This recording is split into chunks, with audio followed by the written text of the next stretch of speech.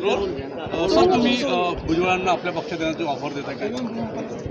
नाही, मी पक्षात या असं ऑफर नाही, तर छगन भुजबळ साहेब या राज्याचे एक ज्येष्ठ नेते आहेत, एक मोठं व्यक्तिमत्व.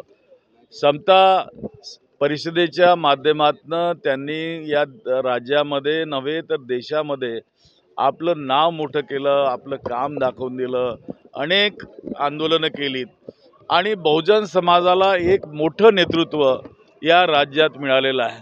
मी त्यांच्यासोबत या ठिकाणी काम केलेलं आहे. बहुजनांच्या प्रश्नांवर त्यांची पोटतिडीक पाहिलेली आहे, आरक्षणाच्या मुद्द्यावर त्यांना बोलताना पाहिलं आहे.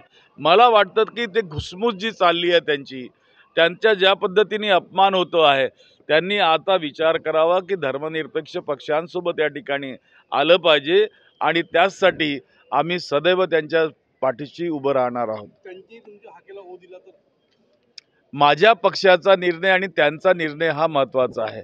त्यामध्ये मी काही मोठा व्यक्ती अशातला भाग नाही, परंतु मी एक धर्मनिरपेक्ष पक्षात आहे आणि त्यांचे विचार भुजबळ साहेबांचे सुद्धा धर्मनिरपेक्षता असल्या कारणानं आणि बहुजनांचा जर या राज्यामध्ये अपमान होत असेल तर मग कुणाचा सन्मान या राज्यात होणार आहे, या भूमिकेवर एक आंबेडकरी कार्यकर्ता म्हणून या ठिकाणी मी त्यांच्या खांद्याला खांदा लावून उभा राहण्यासाठी सदैव तत्पर राहील. खाते वाटप होत नाहीये, कुठेतरी अधिवेशन संपायला आलं पण अजून मंत्र्यांना खाते वाटप मिळाले. अजूनही वेळ गेली नाही. जे आमचे दोन्ही उपमुख्यमंत्री आहेत त्यांनी विचार करावा की भारतीय जनता पक्षाला त्यांची गरजच नाही, मुळात त्यांना बहुमत मिळालेलं आहे.